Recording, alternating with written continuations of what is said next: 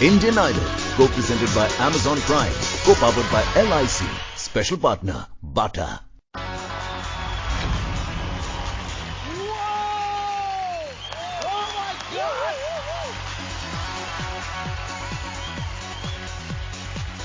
आज हमारे साथ हैं इंडिया के आज तक के टॉप 10 म्यूजिक डायरेक्टर्स में से एक, 44 सालों से हम जिनका सुन रहे हैं, magic Annu Malik.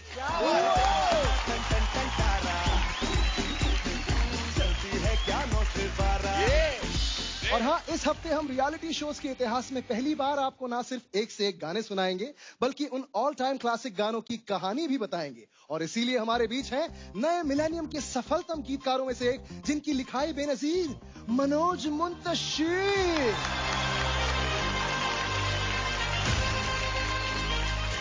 Thank you. तो अन्नू जी, मनोज जी, आज क्या स्पेशल होने वाला है? आज जब दुनिया में हर जगह शूटिंग्स बंद हो चुकी हैं, सब कुछ ठप है, हम फिर भी कोशिश कर रहे हैं कि किसी तरह वो गाने, वो कंटेस्टेंट्स जिनको दुनिया इतना प्यार करती है, उनको आपके घरों तक पहुंचा पाएं।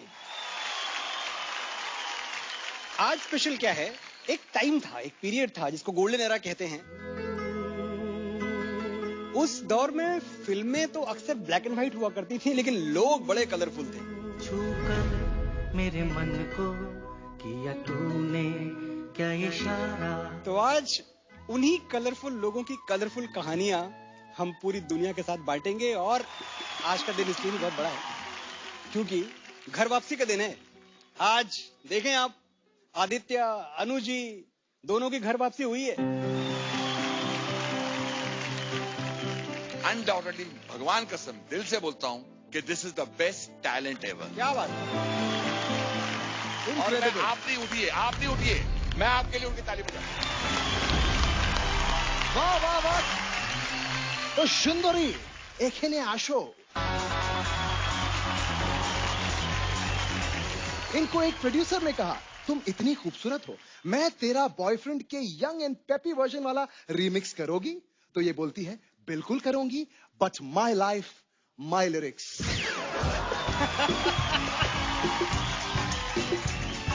नारियल मंगाऊंगी सिंगापुर से, घंटा बजाऊंगी मैं जोर जोर से, मत मेरी एक ही डाल डाल के, चंदन और मोगरा का धूप जला के, 5 किलो पंजरी घर में बना के, मत मेरी एक पाल पाल के, क्योंकि मैं तेरी भक्तन,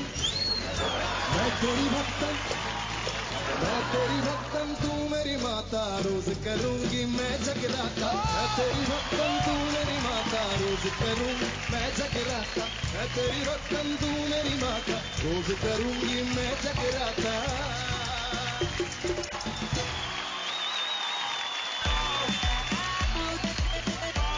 हर लिरिक्स का भक्ति वर्जन बना के जो आज के हर लिरिक्स पर करती हैं सवाल, टोटल आंटी इन टीनेजर की खाल, अरुणिता कांजी लाल।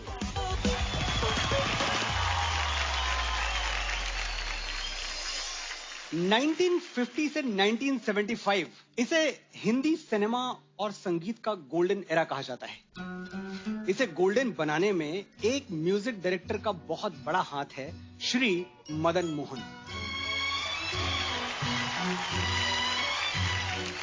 मदन जी एक फिल्म कर रहे थे जो कि एक सुपरनैचुरल थ्रिलर थी। फिल्म के डायरेक्टर राज खोसला जी एक दिन गाने सुनने के लिए मदन जी के घर पे आए। मदन जी ने हारमोनियम पर एक धुन छेड़ी जो राज साहब को बहुत ज्यादा पसंद नहीं आई। उन्होंने कहा, मदन यार मजा नहीं आया, कुछ और सुनाओ।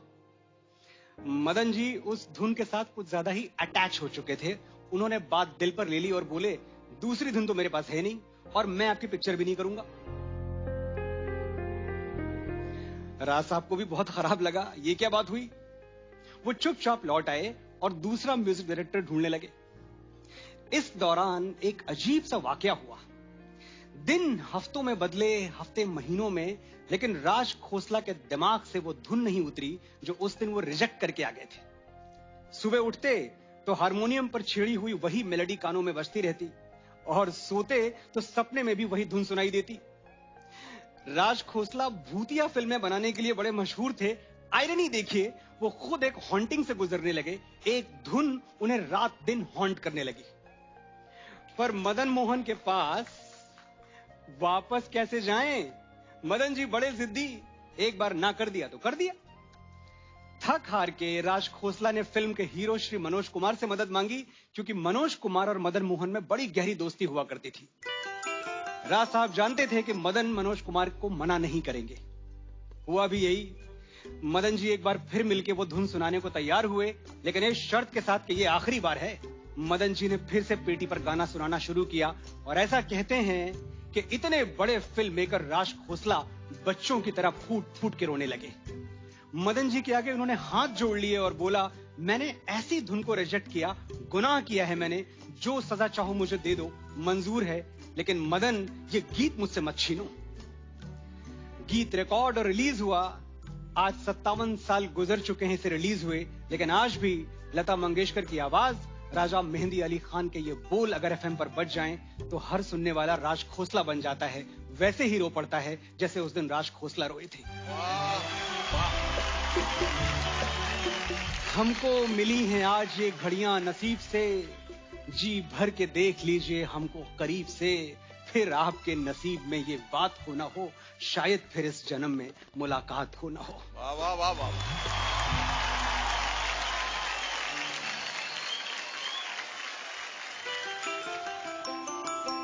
लग जा गले के फिर हंसी रात हो ना हो, शायद फिर इस जन्म में मुलाकात हो ना हो। लग जा गले के फिर हंसी रात हो ना हो, शायद फिर इस जन्म में मुलाकात हो ना हो। लग जा गले।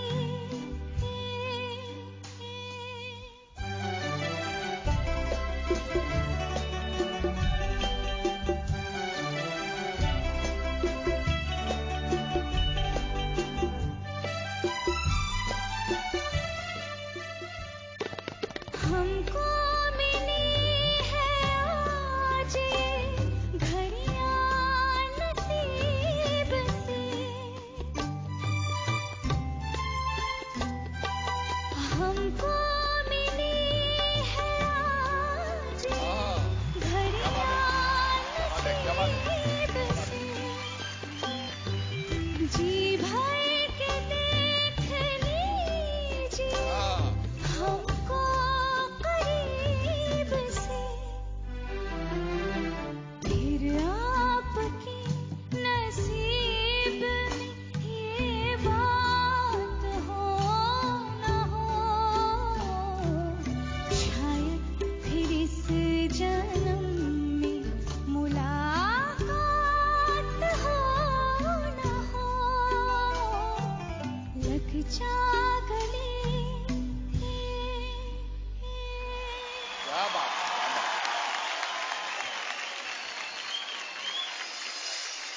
आशा भोसले जी और आर.डी. बर्मन दोनों का प्यार शादी में बदल चुका था। जिंदगी हंसी खुशी साथ साथ गुजर रही थी। एक रात पंचम दा बहुत देर तक पीते रहे। आशा जी को यह बात पसंद नहीं आई, और आनी भी नहीं चाहिए। Alcohol is injurious to health, हम सबको पता है, कोई डाउट तो है नहीं। आशा जी के बार बार मना करने के बावजूद पंचम दा माने नहीं, ग्लास पे ग्लास भरते रहे। आशा जी को यह बात बहुत ज्यादा बुरी लगी और वो रूठ के अपनी मां के घर चली गई। आशा गई तो पंचम का सारा नशा हवा हो गया। उनको लगा जैसे आशा नहीं, उनके सुर रूठ गए। आधी रात बीत चुकी थी, फिर भी आशा जी को उन्होंने फोन किया। बड़ी मुश्किल से आशा जी फोन पे आई तो पंचम ने कुछ कहा नहीं, बस गाना शुरू कर दिया। जाने क्या बात है नींद नहीं आती, बड़ी लंबी रात है नींद नहीं आती। आशा को पंचम के गाने ने अंदर तक चीर दिया। तड़प के बोली, आ जाओ पंचम, ले जाओ मुझे, आज दोनों मरीन ड्राइव का डूबता हुआ चांद एक साथ देखेंगे। क्या बात है।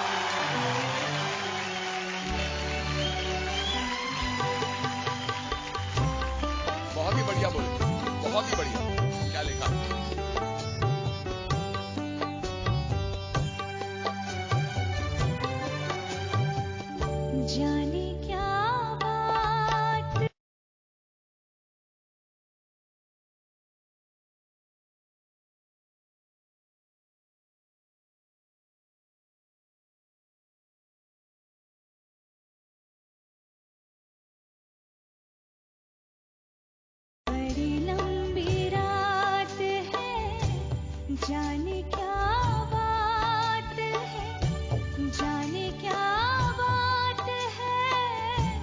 जाने क्या बात है, क्या बात है? जाने क्या बात है, नींद नहीं आती, बड़ी लंबी रात है।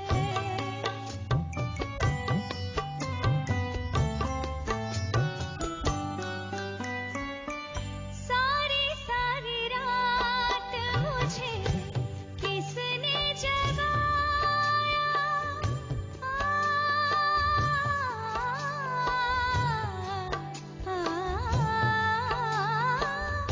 सारी सारी रात मुझे किसने जगाया, जैसे कोई सपना, जैसे कोई साया, कोई नहीं लगता है, कोई मेरे साथ है, जाने क्या बात है, जाने क्या बात है, नींद नहीं आती, बड़ी लंबी रात है, नींद नहीं आती,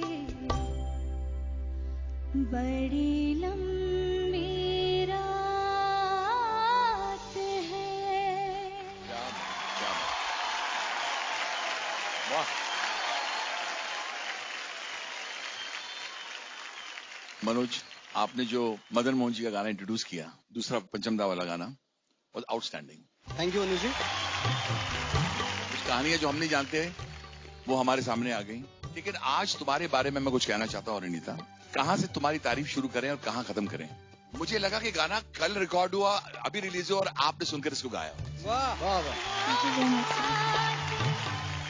जो हरकतें आप ले रहे थे अंतर के अंदर, लग जा गले में, दा डूररी तारा, ये जो जगह है ना, ये बड़ी खतरनाक नाजुक जगह और लाइव गा रही हैं आप। It's not a joke. हमको मिली है आज क्या बात है, क्या बात है, क्या बात है।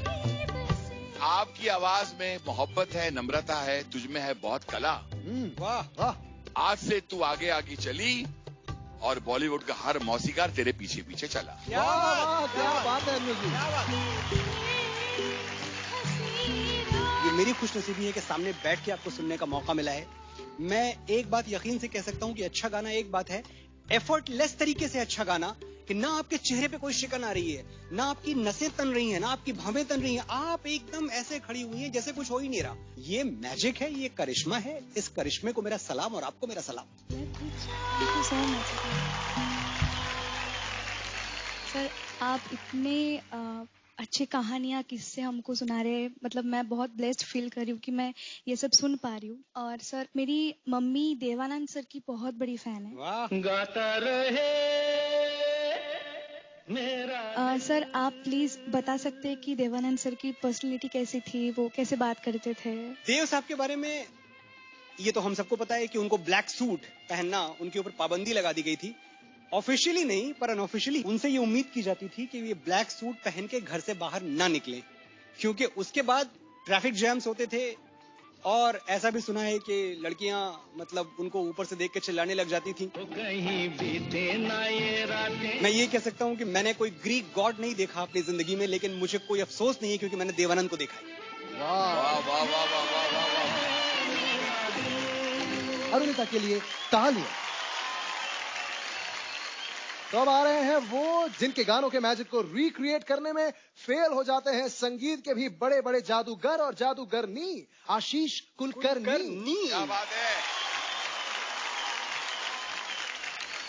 आशीष यार, एक चीज बताओ, कैसा एक्सपीरियंस था ये कोविड का? सबसे पहले पवन भाई पॉजिटिव टेस्ट हुए। अरे पवनू कैसा, इधर आ यार, आ जाओ। इधर आ यार, गले मिलो यार, गले मिलो, गले मिलो पवनू। हा क्या बात है। Negative negative negative negative negative negative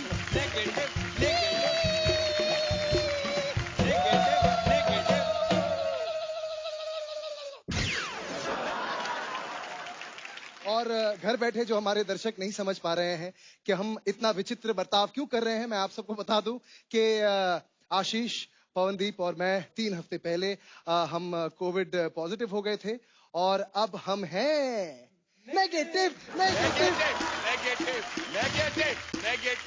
Pawandeep और आशीष बहुत मिस किया पूरे देश ने मुझे। सो आई एम बैक और नहीं, बट जेन्युइनली बहुत सच बात तो ये है कि पवनदीप और आशीष आपके लिए हमें इतने मैसेजेस, इतने कॉल्स आए कि कहां पर हैं, कैसे हैं। तो जेन्युइनली इससे पता चलता है कि पूरा देश, पूरी दुनिया आपको कितना पसंद करती है, आपसे कितना प्यार करती है। सर पहली बात तो मैं कहना चाहूंगा कि प्लीज बहुत बच के रहिए, सुरक्षित रहिए। जितना हल्के में लिया जा रहा है उतना हल्के में मत लीजिए इस बात को। बिल्कुल इसे हल्के में मत लीजिए। थैंक यू पवनदीप, और जेन्युइनली बहुत खुशी हो रही है आप दोनों को यहाँ पर देखकर। एक बार हम तीनों के लिए तालियां। We are genuinely back.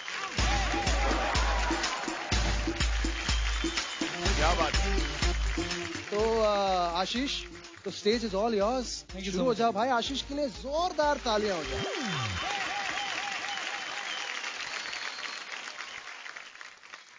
एक बहुत बड़े फिल्मी खानदान का लड़का और एक top heroine.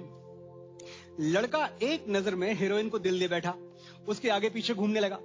Marry me, marry me, marry me, शादी कर लो मुझसे, रानी बना के रखूंगा। हीरोइन उसे टालती रही, ये सोच के कि बड़े घर का बेटा है, एक दिन इश्क का बुखार उतर जाएगा। लेकिन जो उतर जाए वो बुखार है, और जो एक बार चढ़ के जिंदगी भर ना उतरे वो प्यार है। शम्मी कपूर को गीता बाली से सचमुच प्यार हो गया था। एक रात दोनों साथ में शूटिंग कर रहे थे, शम्मी जी फिर शुरू हो गए, marry me, marry me, marry me. तंग आके गीता जी बोली, ठीक है तुम्हें शादी करनी है ना, चलो शादी करते हैं, लेकिन शर्त यह है कि अभी करनी होगी इसी वक्त। शम्मी जी सोच में पड़ गए, आधी रात के वक्त शादी, न कोई मंदिर खुला होगा न कोर्ट, कैसे करेंगे। लेकिन ऑफर तो बस एक रात के लिए वैलिड है, चूक गए तो चूक गए। उन्होंने एक दोस्त को फोन किया, उसने आधी रात में एक पुजारी को जगाया, मंदिर खुलवाया और शादी की विधि शुरू हो गई। लेकिन ड्रामा अभी खत्म नहीं हुआ था। अचानक पता चला कि सिंदूर तो लाई नहीं, दुल्हन की मांग कैसे भरेंगे। सब एक दूसरे का मुंह ताकने लगे। बनी बनाई बात बिगड़ने ही वाली थी, लेकिन शम्मी जी ठहरे इम्प्रोवाइजेशन के चैंपियन। फौरन इम्प्रोवाइज किया, गीता जी का पर्स खोला, उनकी लिपस्टिक निकाली और भर दी मांग लिपस्टिक से।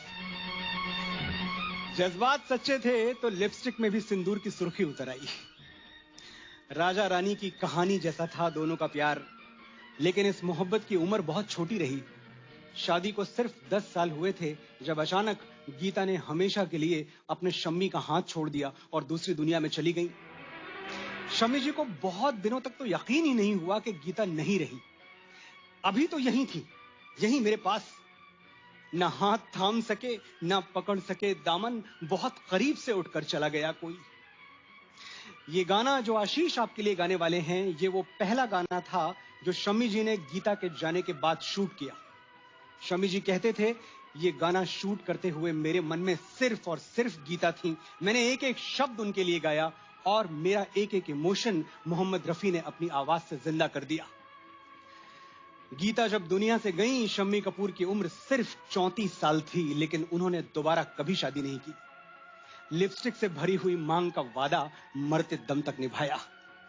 लहू और इश्क रंग दोनों का फीका हो नहीं सकता, मैं उसका हो चुका हूं, अब किसी का हो नहीं सकता।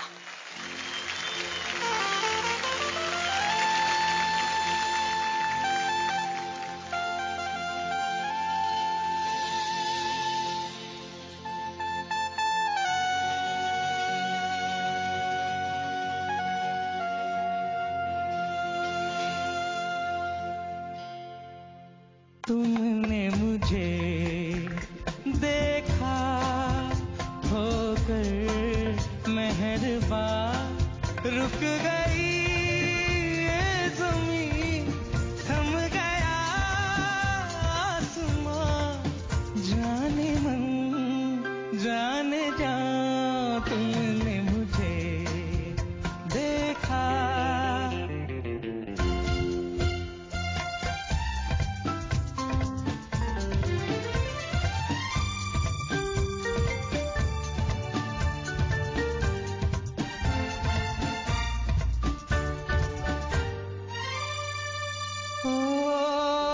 कहीं दर्द के सहरा में हंसते चलते होते, इन होठों की हसरत में तपते जलते होते, मेहरबान हो गई जुल्फ की बदलियां, जाने मन जाने जा तुमने मुझे देखा होकर मेहरबान, रुक गई ज़मीं थम गया आसमां, जाने मन जाने जा तुमने मुझे देखा।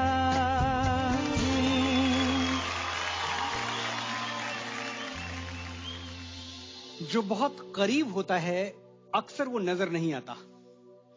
ये रिश्तों का भी सच है और गानों का भी। कुछ सुपरहिट गाने हम इतनी बार सुन लेते हैं कि उनका अर्थ समझना भूल जाते हैं, उन्हें लार्जर कॉन्टेक्स्ट में देखना भूल जाते हैं। एक बार की बात है, मैं इस देश के महानतम सिंगर्स में से एक पद्म भूषण श्री उदित नारायण जी के साथ एक गाना रिकॉर्ड कर रहा था। बीच में ब्रेक हुआ। उदित जी पुराने गानों के बहुत बड़े फैन भी हैं और जानकार भी। अचानक मुझसे पूछ बैठे, ऐसे ही out of the blue, Manoj ji वो गाना आपको कैसा लगता है, ए भाई जरा देख के चलो। मैंने कहा अच्छा गाना है उदित जी, मतलब मौज मस्ती वाला गाना है, ए भाई जरा देख के चलो, आगे ही नहीं पीछे भी, ऊपर ही नहीं नीचे भी, सैकड़ों बार सुना है, कोई खास बात तो मुझे नहीं सुनाई पड़ी कभी। उदित जी मुस्कुरा के बोले, सैकड़ों बार सुना है ना, आज एक बार और सुनिए, मैं गाता हूं, बस इतनी गुजारिश है कि दिल से सुनिएगा, आपको जीवन का दर्शन मिल जाएगा। उदित जी गाने लगे, मैं सुनने लगा। हाँ बाबू, ये सर्कस है शो 3 घंटे का। पहला घंटा बचपन है, दूसरा जवानी है, तीसरा बुढ़ापा है, और उसके बाद माँ नहीं, बाप नहीं, बेटा नहीं, बेटी नहीं, तू नहीं, मैं नहीं, ये नहीं, वो नहीं, कुछ भी नहीं रहता है। रहता है जो कुछ वो खाली खाली कुर्सियां हैं, खाली खाली तंबू है, खाली खाली घेरा है, बिना चिड़िया का बसेरा है, न तेरा है न मेरा है। मेरे रोंगटे खड़े हो गए। आप भी ये गीत सुनिए, दिल से सुनिए, आपके ऊपर भी यही असर होगा।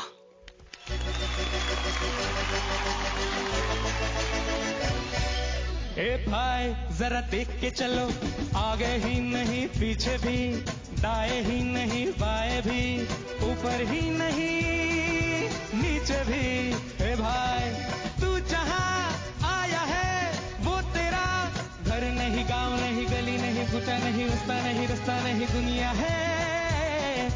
और प्यारे दुनिया ये सर्कस है, और सर्कस में बड़े को भी, छोटे को भी, मोटे को भी, पतले को भी, खरे को भी, खोटे को भी, ऊपर से नीचे से ऊपर को, ऊपर से नीचे को आना जाना पड़ता है। और रिंग मास्टर के घोड़े पर घोड़ा जो भूख है, घोड़ा जो पैसा है, घोड़ा जो किस्मत है, तरह तरह नाच के दिखाना यहाँ पड़ता है, बार बार रोना और गाना यहाँ पड़ता है। हीरो से जोकर बन जाना पड़ता है। ए भाई जरा देख के चलो, आगे ही नहीं पीछे भी, दाएं ही नहीं बाएं भी, ऊपर ही नहीं नीचे भी। ए भाई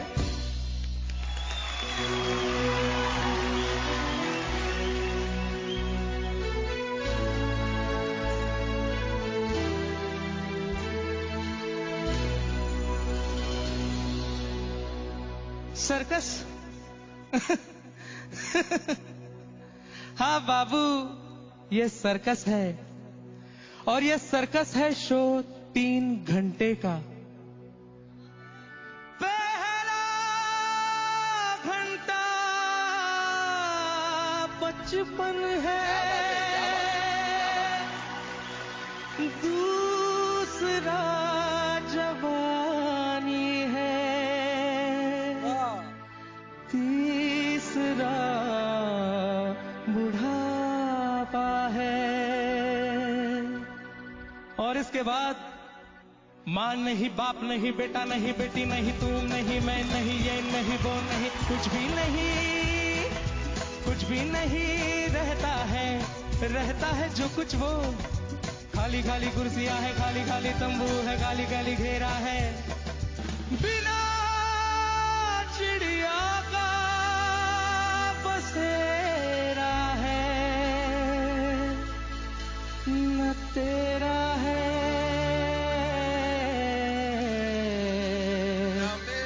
न मेरा है।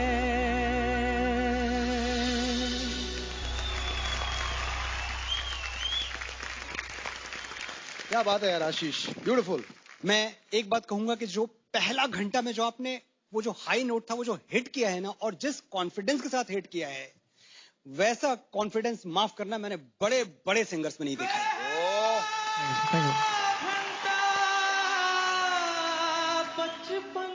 ब्रिलियंट ब्रिलियंट ब्रिलियंट जॉब आशीष। मैं ये समझता हूं कि बड़ी खुशकिस्मती है मेरी कि मैं यहां इस मंच पे बैठा हुआ हूं और आपको लाइव सुन रहा हूं। Thank you.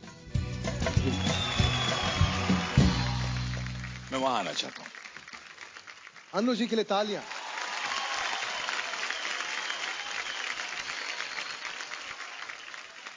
ये पेपर है, ये पेन है। आशीष, आप मुझे अपना ऑटोग्राफ दोगे? सर कैसी बात कर रहे हैं क्या मैं मजाक नहीं कर रहा हूं, मैं सीरियसली बोलना चाहता हूं। तुमने वो जो गाना गाया, तुमने मुझे देखा, कमाल की सिंगिंग थी रफी साहब की, नो डाउट।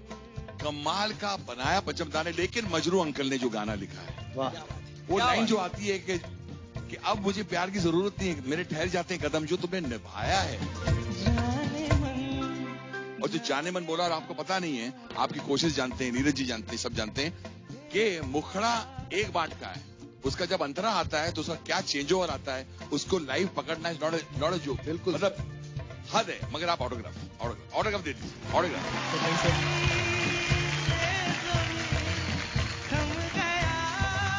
10 साल बाद भी पूछेगा ना, मैं तुमको दिखाऊंगा ये paper. I promise you I keep this autograph. Ashish, a big hand. Best talent ever, one of them is this. Thank you for this autograph. 1 2 3। मौसम बदल दिया।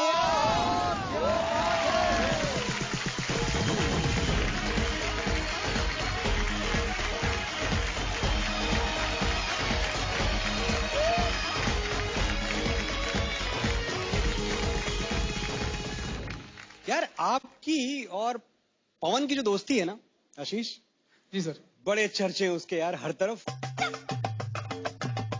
खाना साथ, रहना साथ, ट्रेनिंग साथ लेनी, गाना साथ गाना, हमेशा आप लोग साथ हैं। बहुत याराना है।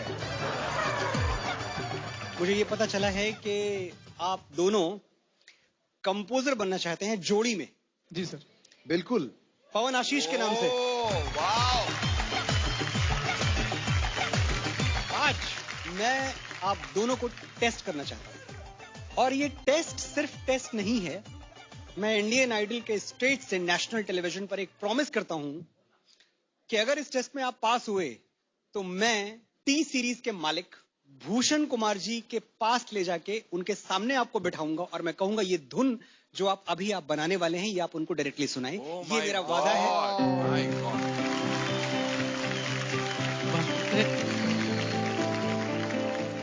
और उसमें चैलेंज और भी बहुत बड़ा है। चैलेंज ये है कि आपको ज्यादा वक्त नहीं मिलेगा, मैं आपको लिरिक्स अभी दूंगा और बहुत गिनती के कुछ मोमेंट्स होंगे आपके पास, और आप मुझे एक अच्छी सी धुन बना के दिखाएं। मैं पहले सुना देता हूं कि ज्यादा कुछ सोचा नहीं, कह दिया तो कह दिया, हमने तुमको जिंदगी कह दिया तो कह दिया, तुम्हारे बाद ये दिल कहीं लगना है मुश्किल, शौक हो तुम आखिरी कह दिया तो कह दिया। क्या बात है, शौक हो तुम आखिरी कह दिया। क्या बात है मनोज जी।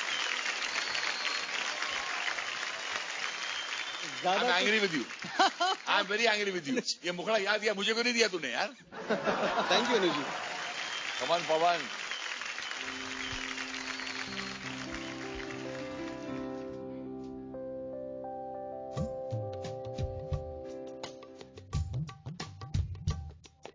तो पवनदीप और आशीष, आपका समय खत्म हो गया। हम आई एम श्योर कि आपने एक बहुत खूबसूरत कॉम्पोजिशन बनाई है और हम बहुत एक्साइटेड हैं सुनने के लिए. प्लीज स्टेज पे आइए. I am all ears now.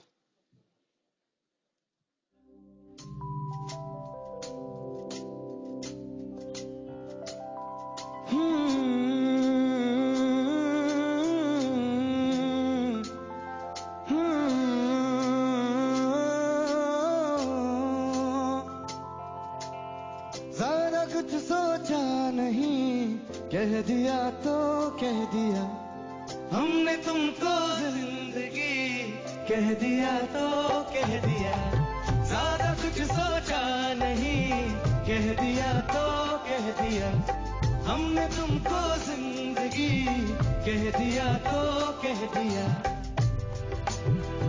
तुम्हारे बाद ये दिल कहीं लगना है मुश्किल, तुम्हारे बाद ये दिल कहीं लगना है मुश्किल. शौक हो तुम आखिरी, कह दिया तो कह दिया, ज़रा कुछ सोचा नहीं, कह दिया तो कह दिया, हमने तुमको जिंदगी कह दिया तो कह दिया. क्या बात है, क्या बात है, क्या बात है, क्या बात है, क्या बात है. क्या बात है, क्या बात है. I expected it to be good, but to be very honest with you, और मैं दिल से कहना चाहता हूँ, I didn't expect it to be so good. पवन, आशीष, मेरे पास 10-12 मुखड़े और हैं. प्लीज कंपोज कर दो यार. क्या बात है, क्या बात है. कह दिया तो कह दिया. आज लगता है इस इंडियन आइडल के मंच पर सिंगर्स तो पैदा होते ही हैं, अब इस संगीतकार भी पैदा हो गया है. तो भैया ताली बजाइए. ज़्यादा कुछ सोचा नहीं, कह दिया तो. मनोज मुंतशिर की बात पत्थर की लकीर है. आप भूषण कुमार जी से मिल रहे हैं. ओह, वाह वाह, क्या बात है.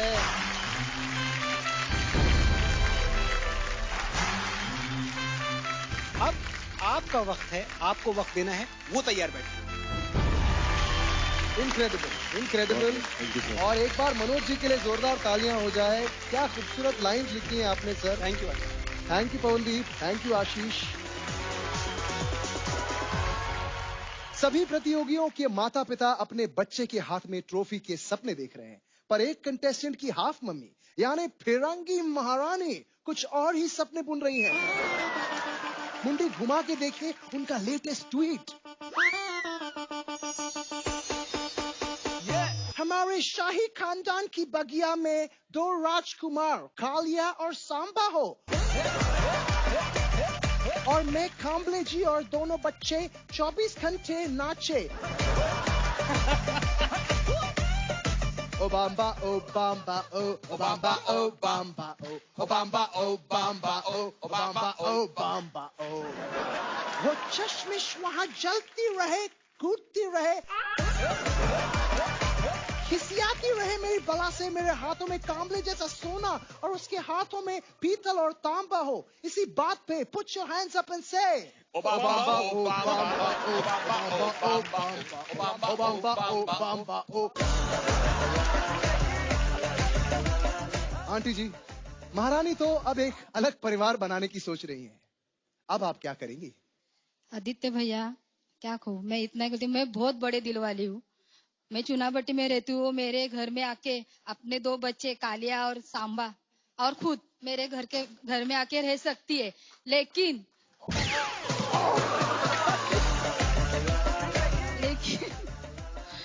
वो अपने प्यार के लिए अपना महल छोड़ के आ सकती है क्या? तालियां. बीवी हो तो ऐसी. श्वेता, कुछ सीखिए. जिस किशोर कामले का एक हाथ उनकी धर्मपत्नी और दूसरा फिरंगी महारानी थाम ले, उनकी सुपुत्री और अब बुलडोजर से भी तगड़ी कंपेटिटर बेटी सायली कामले.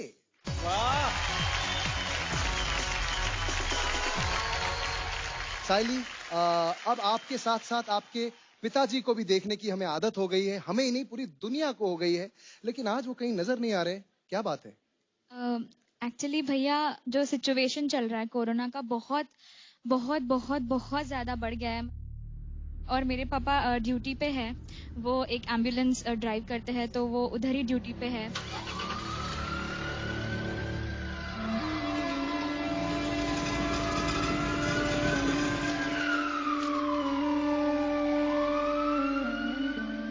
लेकिन अब ऐसा है साइली कि उनसे बात किए बिना आपका क्या, हमारा भी दिन नहीं बीतता, तो क्यों ना हम उन्हें एक कॉल लगाएं और उनसे बात करें। तो team Indian Idol please mister Kamble ji को कॉल लगाया जाए।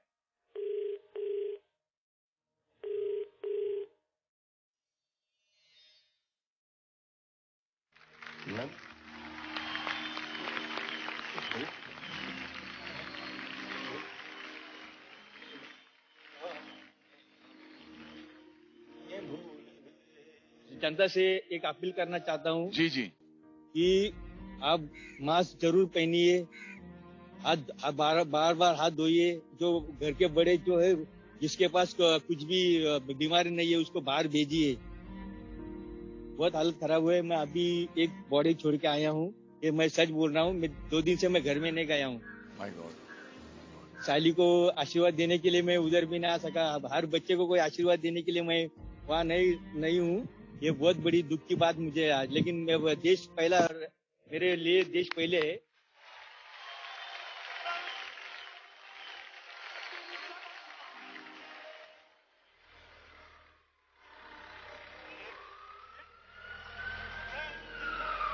ये जो कांबले जी ने पीपीई किट पहना हुआ है, जी सर। मैं बात कर चुका हूँ मेडिकल प्रोफेशन में कई लोगों से, और मेरे कई दोस्त हैं जो डॉक्टर्स हैं, जो फ्रंट लाइन वॉरियर्स हैं।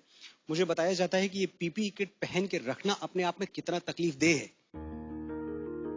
और एक बार ये किट आपने यूज की, वो चाहे वॉशरूम जाने के लिए यूज की या खाना खाने के लिए यूज की, तो ये देखना पड़ेगा सर उसको।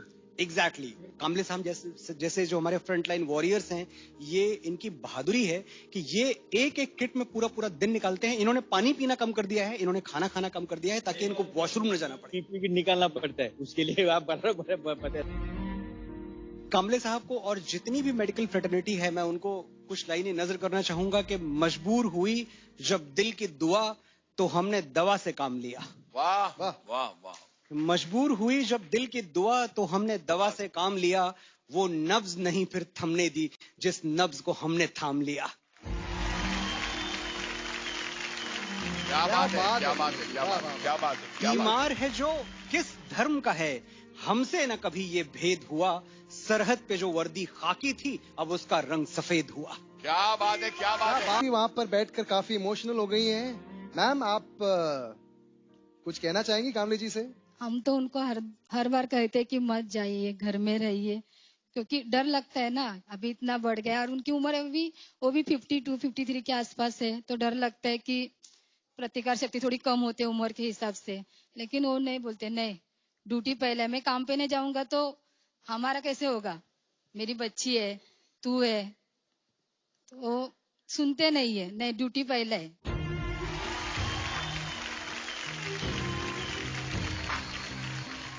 इनक्रेडिबल। मुझे मेरे बच्चे के लिए वो सब कुछ देना है, जो सब कुछ करना है कि जो मैंने नहीं किया, मुझे सब कुछ और सब कुछ देना भी है और उसके लिए सब करके रखना है। आपको मालूम नहीं, अभी वो 12-15 घंटे ड्यूटी करते हैं। सुबह 6 बजे जाते हैं तो रात को 7:45-8 बजे घर आते हैं।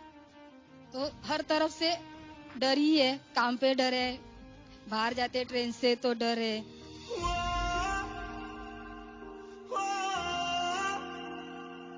मैं एक बात बोलना चाहूंगी कि मैं भले ही पापा को बहुत मना करती हूँ कि मत जाओ, मतलब अपना पूरा जान रिस्क पे लेके मत जाओ, पर उनको अभी देख के मुझे इतना प्राउड फील हो रहा है, और मुझे प्राउड फील हो रहा है कि मैं मेरे पापा की बेटी हूँ। जेन्युइनली कांबले जी, हम आपको बहुत मिस कर रहे हैं, इतना ज्यादा मिस कर रहे हैं, लेकिन हमें ये भी पता है कि हमसे ज्यादा देशवासियों को आपकी बहुत जरूरत है।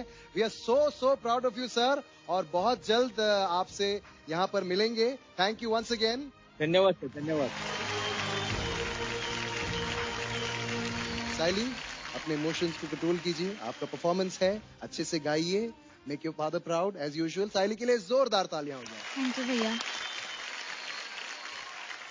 तारीफ करूं क्या उसकी जिसने तुम्हें बनाया। तारीफ हमारे फिल्मी गानों का एक बहुत बड़ा और बहुत जरूरी हिस्सा रहा है। हर तरह की तारीफ अच्छी है, लेकिन कैफी आजमी जैसा लेजेंड हाथ में कलम पकड़ता है तो ब्यूटी की तस्वीर ऐसे खींच देता है कि सुनने वालों की धड़कनें थम जाएं। 1970 की सुपरहिट फिल्म हीर रांझा। पहली बार हीर को देखते ही रांझा अपने होशो हवास खो बैठता है। हीर थी इतनी खूबसूरत। वो हीर की सहेली से उसके लिए एक संदेशा भेजता है। ये संदेशा कलम कागज लेके नोट कर लीजिए। मैं दावे से कह सकता हूं कि दुनिया में किसी लड़के ने किसी लड़की की ऐसी तारीफ नहीं की होगी जैसे कि रांझा ने हीर की कर दी। उससे कहना कि तुम मेरा एक ख्वाब हो। उससे कहना कि तुम मेरा एक ख्वाब हो जो चमकता है दिल में वो महताब हो। उससे कहना कि गेहूं के खेतों का रंग तिल मिलाती हुई तितलियों की उमंग। उससे कहना कि झरनों का चंचल शबाब घाट की ताजगी आबरूए चनाब। उससे कहना कि झूलों की अंगड़ाइयां और उड़ते दुपट्टों की शहनाइयां। उससे कहना कि चक्की के गीतों की आग लड़खड़ाती जवानी मचलता सुहाग। उससे कहना कि दुल्हन के काजल की प्यास पहले बोसे की गर्म और ठंडी मिठास। इतनी रंगीनियों को जो यकजा किया हीर कुदरत ने तब तुझको पैदा किया। क्या बात है। बात सिर्फ एक लड़की की है, लेकिन कैफी ने उसे गोरे रंग शराबी आंखों और नागिन जैसे बालों में बांध के छोटा नहीं किया। उसे कुदरत से मिला के बड़ा कर दिया। उसकी खूबसूरती को डांस ऑफ यूनिवर्स बना दिया। उस पे झरनों का शबाब और घाट की ताजगी वार दी। एक लड़की में पूरी कायनात उतार दी। तभी तो हीर रांझा के इश्क में दीवानी हो गई और गाने लगी, मिलो न तुम तो हम घबराएं, मिलो तो आंख चुराएं, हमें क्या हो गया है।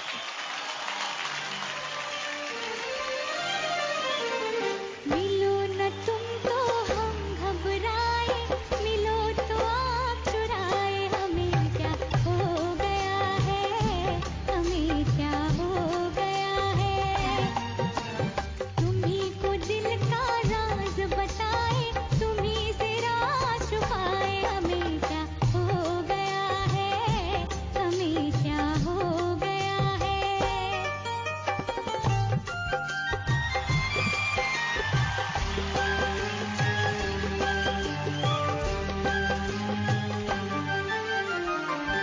ओ भोले साथिया, देखी जो शोभे तेरे प्यार की, ओए हाय ओ भोले साथिया, ओ भोले साथिया, देखी जो शोभे तेरे प्यार की। आंचल में भर ली हमने सारी बहारें संसार की। नैनता से हम इतराए, पाए खुशी लुटाए, हमें क्या हो गया है, हमें क्या हो गया है। मिलो न तुम तो हम घबराए, मिलो तो आँख चुराए, हमें क्या हो गया है, हमें क्या हो गया है।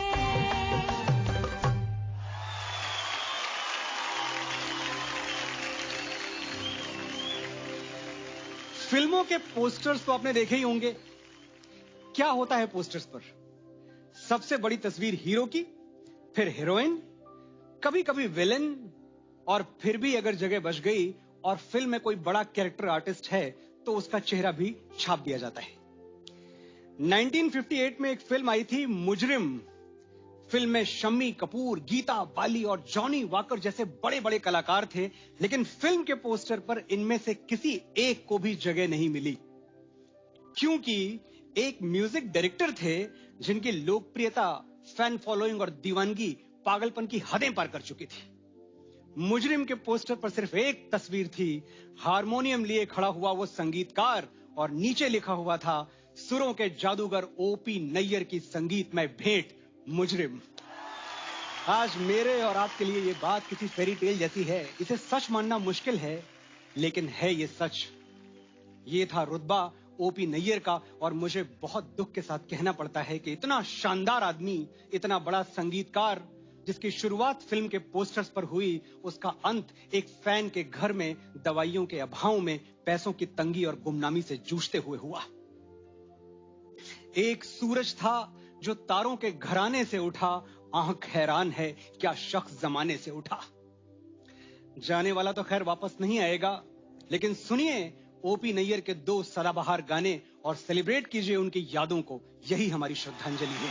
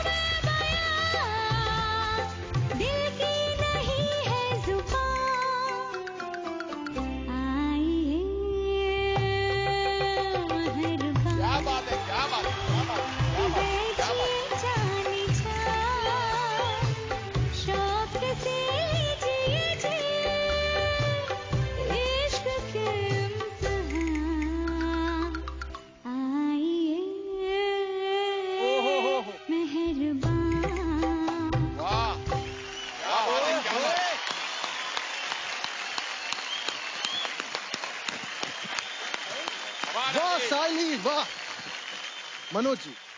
साइली, पहले गाने के लिए मिलो ना तुम तो हम घबराएं, मैं माफ करना, मैं आपकी कोई तारीफ नहीं कर सकता, क्योंकि वो आप गा ही नहीं रही थी, वो हीर गा रही थी। वाह वाह वाह।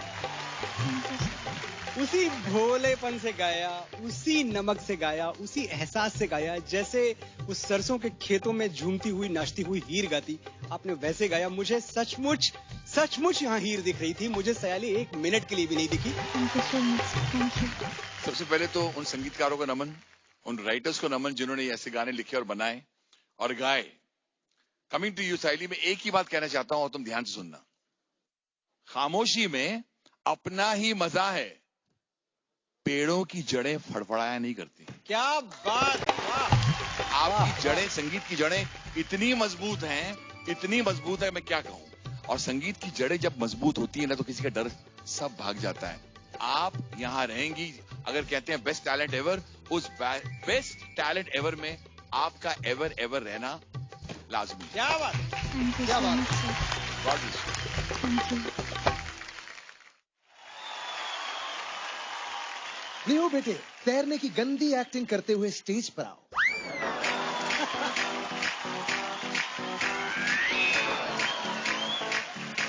वाह वाह वाह, पक्का डूबोगे।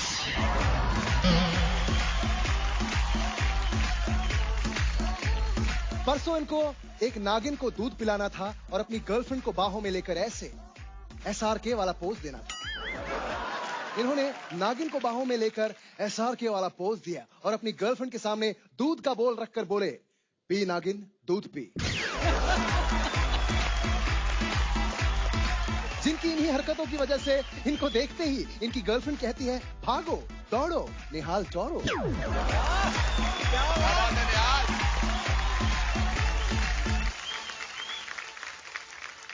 हिंदी फिल्मों में जहां सारे हथियार बेअसर हो जाते हैं, वहां गाना काम आ जाता है।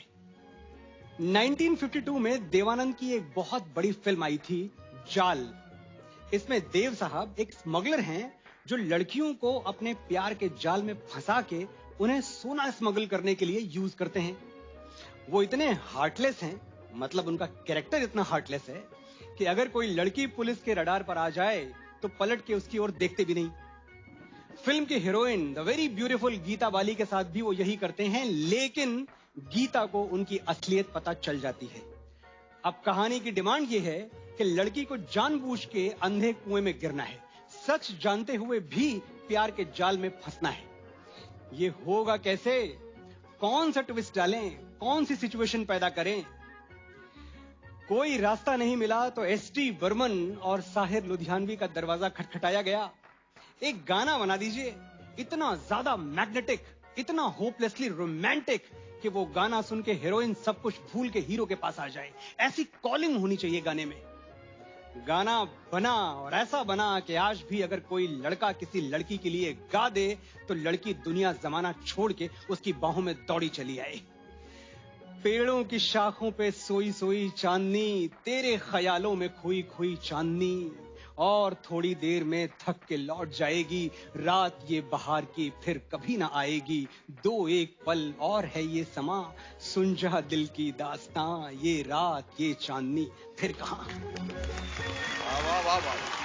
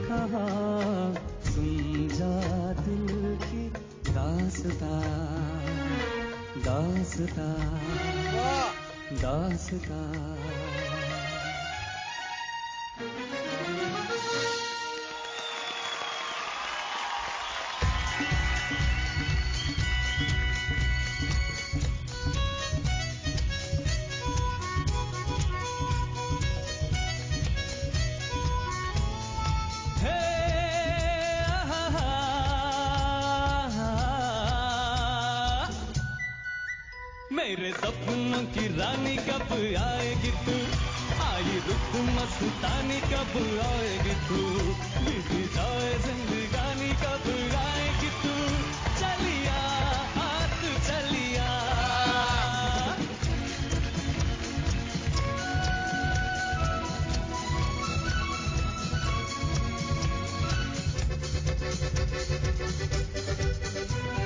प्यार की गलियां, बागों की कलियां, सब रंग रलियां पूछ रही है। प्यार की गलियां, बागों की कलियां, सब रंग रलियां पूछ रही है। गीत बंघट पे किस दिन गाएगी तू, मेरे सपनों की रानी कब आएगी तू, आई रुत मस्तानी कब आएगी तू, बीत जाए जिंदगानी कब आएगी तू, चलिया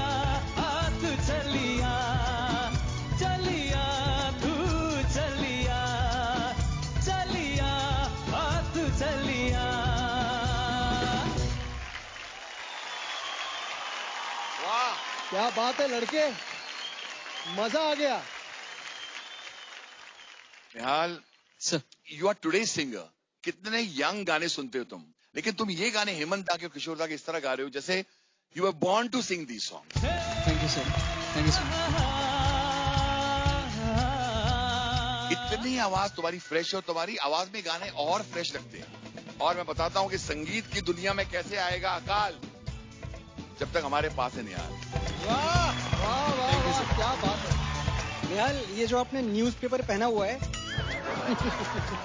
आप तैयारी कर लीजिए, क्योंकि ये न्यूज़पेपर और दुनिया के ऐसे हर न्यूज़पेपर में आपकी खबरें छपने वाली हैं।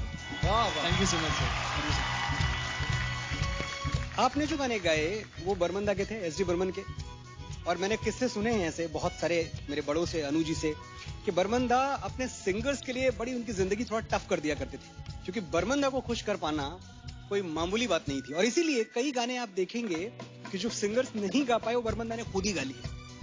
लेकिन एक बात मैं यकीन से कह सकता हूँ निहाल, कि अगर आज बर्मन दा होते और आपको ये गाने परफॉर्म करते हुए यहाँ देखते तो बहुत खुश होते और आपको शाबाशियां देते। Thank you so much.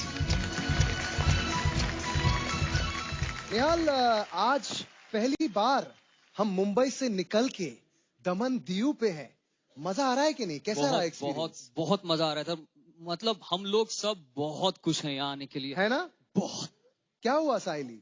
भैया मजा बिल्कुल भी नहीं आ रहा। क्यों? ये लड़का हमारे लिए मजा बिल्कुल नहीं, सजा है हम सबके लिए। कौन? निहाल? सच्ची। हमारा क्यूटू?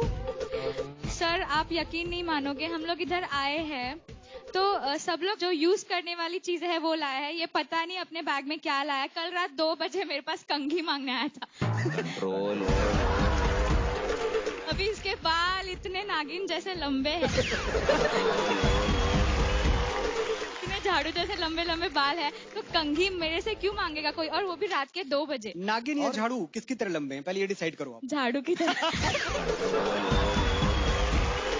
मैं आप सबको बता दूं कि भले ही मैं कुछ हफ्तों तक यहाँ से दूर था, लेकिन मैं सबकी खबर रखता हूँ। आप जरा यहाँ आइए और ये देखिए।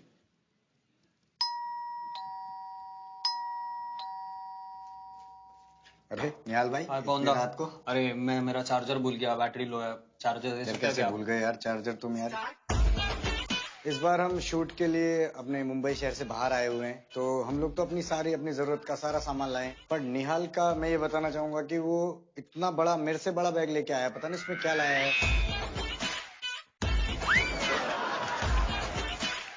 निहाल आया था, उसने पता नहीं अपने बैग में क्या क्या भर के लाया है, पर एक छोटी सी कंघी नहीं लाया।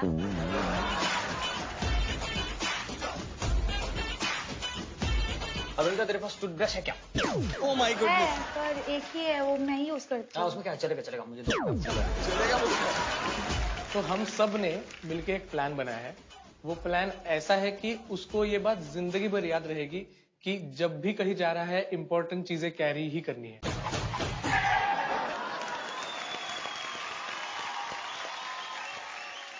आदि भैया इतना बड़ा भुलक्कड़ है ना, इतना बड़ा भुलक्कड़ है, मतलब ये इतनी इंपॉर्टेंट चीज भूला है जिस चीज को हम 24 घंटे पहनते हैं। क्या? रात ये मेरे रूम में है और मेरे को बोला कि भाई चड्डी है क्या?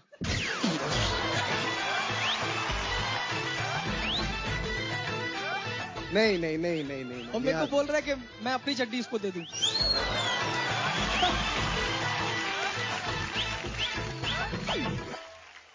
तो हम लोगों ने सबने सोचा कि आज निहाल को ऐसा पनिशमेंट देना है कि निहाल हमेशा याद रखेगा एंड इसकी ये भूलने की आदत जो है वो खत्म हो जाएगी। चलो गाइस। एक मिनट।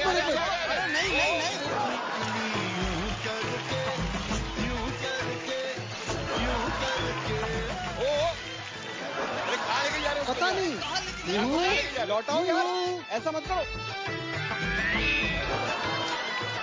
भाई कहाँ ले जा रहे हो भाई? अरे आज ले जाएंगे तुमको, बताते हैं चलो। बताते हैं आज तुम्हें। अरे भाई कहाँ ले जा रहे हो? अरे आज तुम्हें बताते हैं। नहीं। अच्छा हाथ दो लंबे। हाँ ये 1 2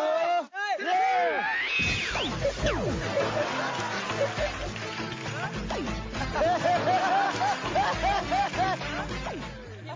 निहाल भाई, अब तुम्हें सब याद रहेगा।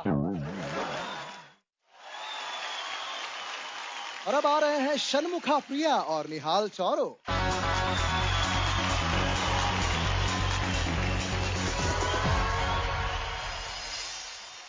इंदौर का क्रिश्चियन कॉलेज, जहां 17 साल के किशोर कुमार इंटरमीडिएट की पढ़ाई कर रहे थे और वहीं एक हॉस्टल में रहते भी थे। गाने और खाने दोनों के वो बेहद शौकीन थे। गाना तो खैर मुफ्त में गाया जा सकता है, लेकिन खाने के पैसे लगते हैं। कैंटीन में उधारी चढ़ती गई। धीरे धीरे इतना उधार हो गया कि जैसे ही कैंटीन का मैनेजर किशोर कुमार को देखता, वो पैसे मांगने लग जाता। खैर, किशोरदा का दिल तो कहीं और था। पढ़ाई बीच में ही छोड़कर वो मुंबई आ गए और वक्त के साथ एक बहुत बड़े एक्टर और सिंगर बन गए। एक फिल्म बन रही थी, चलती का नाम गाड़ी। उसकी एक सिचुएशन पर गीत बनना था। किशोरदा को वो उधारी याद आ गई जो उनके ऊपर कॉलेज के दिनों से चढ़ी हुई थी, और उधारी का वो एग्जैक्ट अमाउंट एक सुपरहिट गाने में बदल गया। अमाउंट क्या है आप अंदाजा लगा चुके होंगे, 5 रुपया 12 आना। ये सिर्फ कहानी नहीं दोस्तों, एक इशारा है कि अपना गुजरा हुआ कल मत भूलो, फिर आने वाला कल तुम्हारा है। वाह,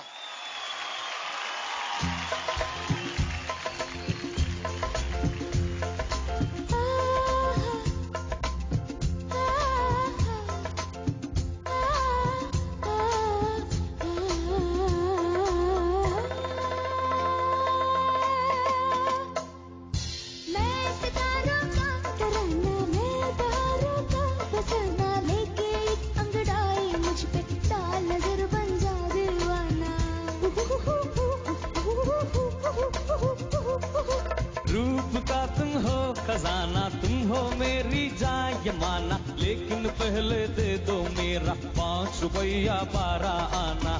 5 रुपया 12 आना, मरेगा भैया ना ना ना ना।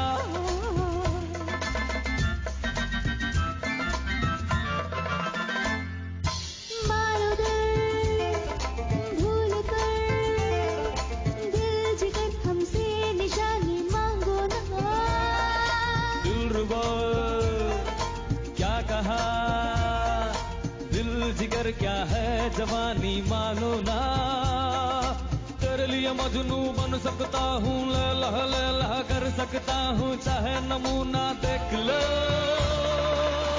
खून दिल पीने को और लगते जिगर खाने को, खून दिल पीने को और लगते जिगर खाने को।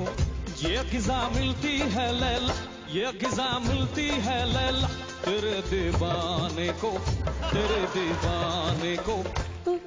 जोश का ज़माना लाके है कैसा सुहाना, लेके एक अंगड़ाई मुझ पे डाल नजर बन जा दीवाना। मानता हूँ है सुहाना जोशे उल्फत का जमाना, लेकिन पहले दे दो मेरा 5 रुपया 12 आना। 5 रुपया 12 आना, मारेगा भैया ना ना ना ना। 5 रुपया 12 आना, 12 आना, 12 आना।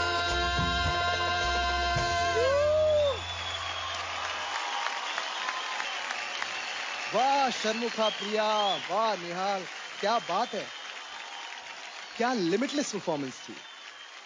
एसएमपी से तो मैं उम्मीद कर रहा था, ये she is like a mercury, उछलती कूदती दौड़ती कूदती फांती, that is what she is. आप इतने संजीदा हो, आप वही हो ना। मुझे मतलब कोई चिकोटी काटो, थोड़ी देर पहले इन्होंने एक गाना गाया था, ये रात ये चांदनी फिर का, आपने ही गाया था भाई साहब, कोई और था वो? हाँ सर, मैंने गाया। क्योंकि वो वाला निहाल और ये वाला निहाल तो बड़ा अलग है। 5 रुपया 12 आना। इस परफॉर्मेंस में आपने जिस तरह वो कॉमेडी का जो एलिमेंट है वो बहुत जरूरी था निभाना। अगर वो कॉमेडी छूट जाती आपसे ना, तो इस गाने को आप कितना भी सही सुर में गा लो, कोई फर्क नहीं पड़ता था। वो आपने कॉमेडी पकड़ के रखी, अपने हाथ से जाने नहीं दी। बहुत बहुत बढ़िया, fantastic. Thank you so much. जोरदार तालियां हो जाए।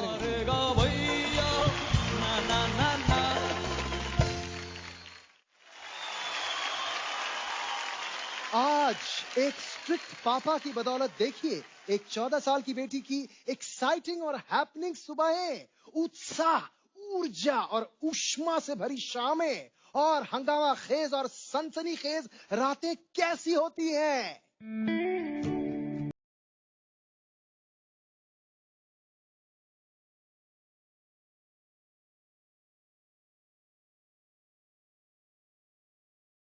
खासकर इस समय रॉन्ग ग्रैंड फिनाले से बस कुछ हफ्ते पहले वो नहीं आ पाए क्योंकि आज रात 11 बजे उनकी पार्टी है दुबई में,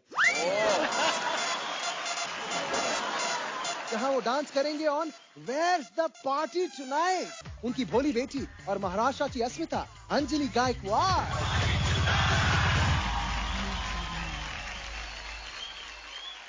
अंजलि, आज हम म्यूजिक इंडस्ट्री के लेजेंड्स को सेलिब्रेट कर रहे हैं और आप कुछ टेंशन में लग रही हैं, क्यों? आदि भैया, आजकल जो कोविड का टाइम चल रहा है तो उस वजह से थोड़ा सा टेंशन में हूँ और हमारे साथ के कुछ कंटेस्टेंट भी बीमार थे पर अब ठीक होकर आ गए हैं, तो ऐसा लग रहा है कि धीरे धीरे सब ठीक हो जाएगा और अब मुझे बस ऐसा गाना है कि सभी लोगों को टेंशन से दूर कर सकूं और उनके चेहरे पर स्माइल ला सकूं।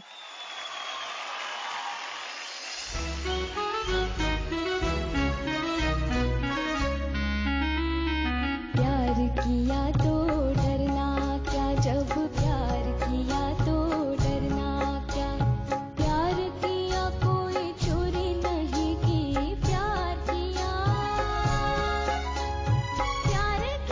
कोई चोरी नहीं की, छुप छुप आहे भरना क्या, जब प्यार किया तो डरना क्या, प्यार किया तो डरना क्या, जब प्यार किया तो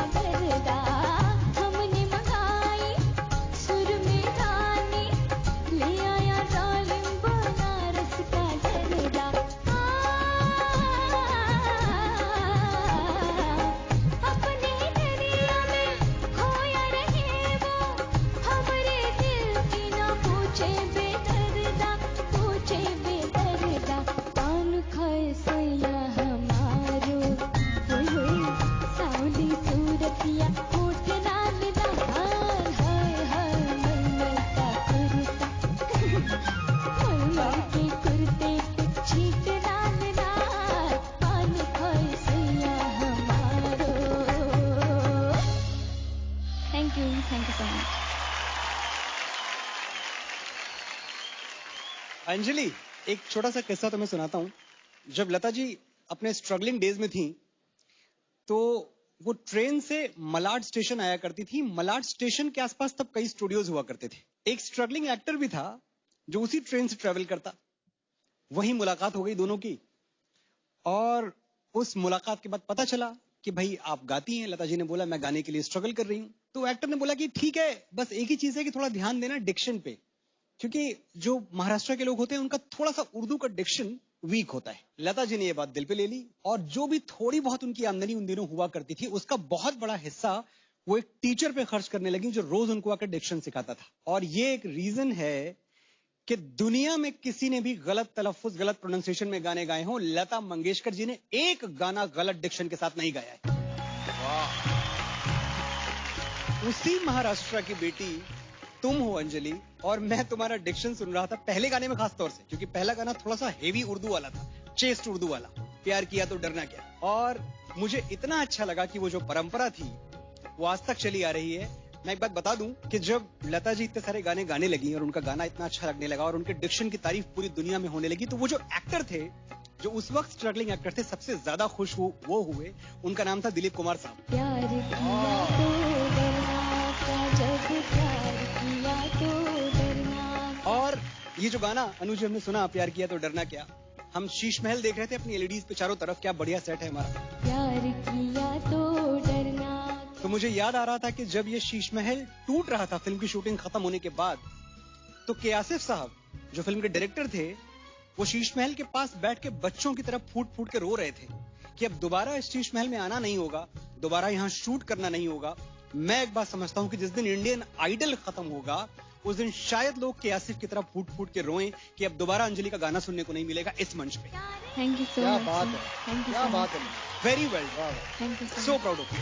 डरना क्या, जब प्यार। अंजलि, आपने जो एडलिब पोर्शन गाया है, इतना सुर में गाया, इतना सुर में गाया, उसके बाद जब आपने मुखड़ा पकड़ा और मुखड़े के बाद जब अंतरे में गई आप, कुछ बारीक हरकतें थी, बोल की भी, तर्ज की भी, उसको आपने निभाया। और उसके बाद जब आपने आशा जी वाला गाना गाया, पान, वो गाना सिर्फ गायकी नहीं है, वो एक्टिंग है, कहीं कहीं हंसी भी है, और थोड़ी लावनी की जो हरकतें होती है वो लेके आए। मलमल का कुर्ता, मलमल के कुर्ते पे छींट लाल लाल। मैं बताना चाहता हूँ, आज ये शो आपको पता है लता जी बहुत देखती हैं, आशा जी भी देखती हैं, और वो बारीकी पकड़ती हैं। आज आपने उनका मन बहुत पसंद किया होगा। एक नग यहाँ भी खड़ा है जो महाराष्ट्र का नग है, जो अब आगे चलकर हिंदुस्तान का नग होगा। That is Anjali Gaikwad. Thank you so much.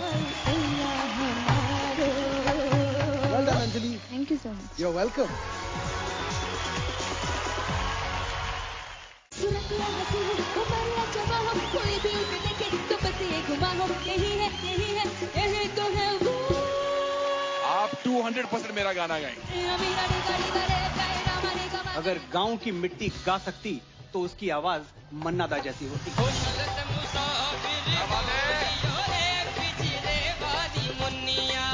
आग लगा दी, आग लगा दी, आग लगा दी।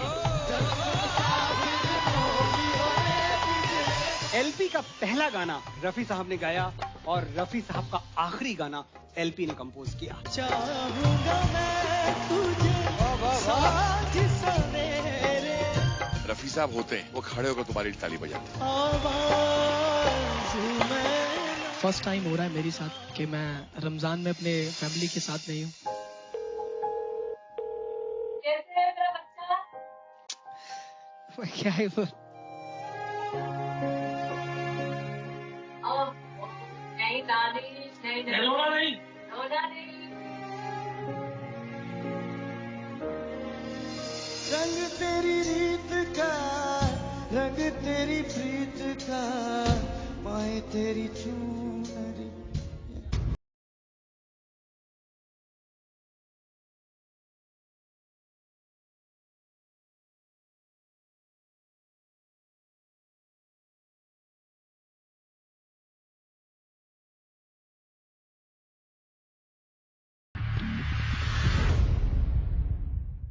Indian Idol, co-presented by Amazon Prime, co-powered by LIC, special partner, Bata.